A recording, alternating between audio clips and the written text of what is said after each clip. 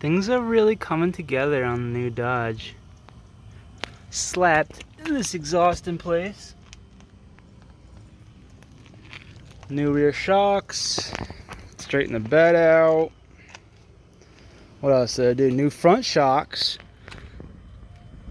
Just did those today. That was a bitch. Yeah, I haven't really done much.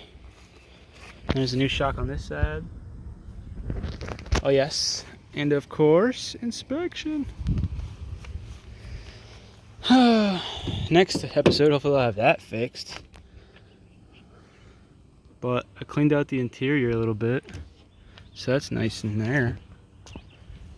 I got it detailed by my friend, so now it's nice and shiny. Put a tow hitch on. Yeah. Not sure what to do next though. Not sure. LED headlights? I don't know. Leave it in the comments. What do you think I should do on this? Thanks for watching. Subscribe, like, comment.